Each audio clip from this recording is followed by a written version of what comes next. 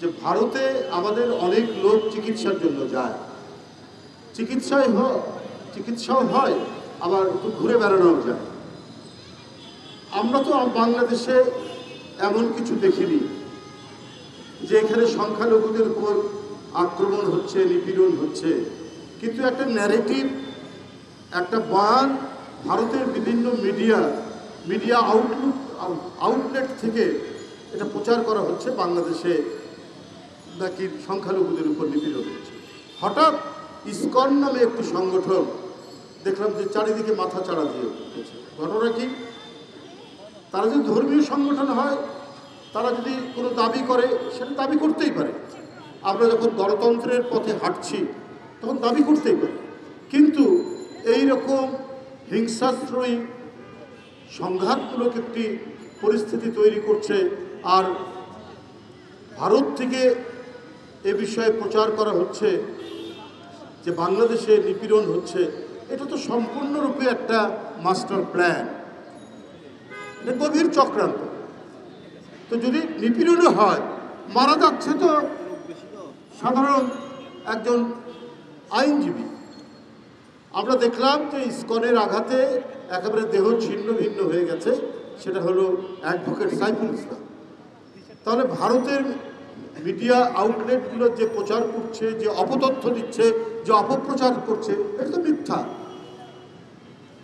ডাহা মিথ্যা, বাংলাদেশের ভাবমূর্তিকে নষ্ট করার জন্য। কারণ শেখ হাসিনা পালিয়ে যাওয়ার পর থেকেই তাদের মনে খুব কষ্ট, তারা খুব বেদনা বোধ করছে। পৃথিবীর কোনো দেশ এই অভিযোগ কিন্তু তোলেনি বাংলাদেশের বিরুদ্ধে, একমাত্র দেশ তারা এই অভিযোগ তুলছে। আজকে প্রযুক্তির সর্বোচ্চ ব্যবহারের কারণে পৃথিবীর সব দেশ মিলে আমরা তো একটা প্রযুক্তিগত একটা গ্রামে বাস করছি, সবাই সবার খবর আমরা রাখি। একটা গ্রামে যেমন প্রত্যেক বাড়ির প্রত্যেক হাড়ির খবর প্রত্যেকে রাখে, আজকে পৃথিবীটা অনেকটা তাই। কেবলমাত্র ভারত থেকেই নিপীড়ন হচ্ছে, নির্যাতন হচ্ছে, ইত্যাদি ইত্যাদি কথাবার্তা বলা হচ্ছে। এটার মূল উদ্দেশ্যটাই হচ্ছে শেখ হাসিনার পতনের পর তারা কেন জানি একটু নিজেদেরকে সামাল দিতে পারছে, তারা এটা ভুলতে পারছে না। এই ভুলতে না পেরে তারা গভীর অপপ্রচার এবং চক্রান্তে নেমেছেন। তারা বলেছেন বাংলাদেশিদেরকে আর ভিসা না দিতে, ভিসা ইতিমধ্যে বন্ধের প্রক্রিয়া শুরু হয়েছে। তাতে আমাদের কি ক্ষতি হয়েছে? ক্ষতি তো হয়েছে আপনাদের নিউ মার্কেট বন্ধ আমরা দেখতে পাচ্ছি, আপনাদের ডিপার্টমেন্টাল স্টোরগুলো বন্ধ, আপনাদের হাসপাতালগুলো রোগী শূন্য, হোটেলগুলো লোক নেই।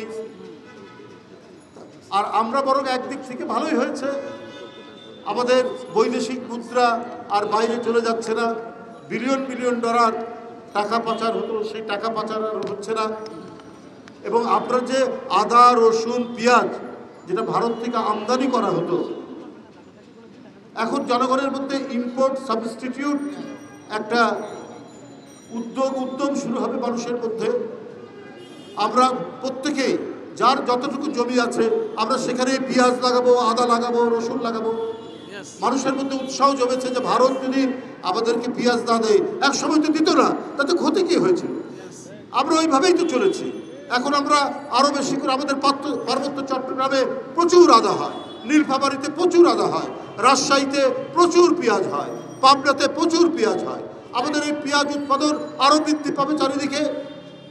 আর আরেকটা বড় উপকার হবে, ভারত নানা কায়দায় আমাদের দেশে ফেনসিডিল এবং ইয়াবা পাঠাতো, এইটা আর আসবে না।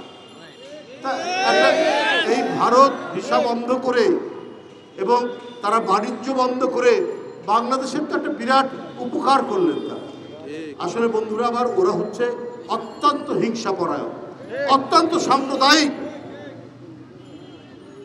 এবং বাংলাদেশ শান্তিতে থাক, বাংলাদেশের যে হিন্দু, মুসলমান, খ্রিস্টান, বৌদ্ধ সবাই যে ভ্রাতৃত্বের বন্ধনে অটুট সম্পর্ক বিদ্যমান, এটাকে ভেঙে ফেলার জন্য, বাংলাদেশের ভাবমূর্তিকে বিনষ্ট করার জন্য এইটা তাদের দীর্ঘদিনের প্রচেষ্টা। বহুদিন আগে থেকে তারা এই কাজগুলো করে গেছে। তো সুতরাং কখনো কখনো হয়তো প্রচারের দ্বারা সফল হওয়া যায়, কিন্তু সব সময় সফল হওয়া যায় না।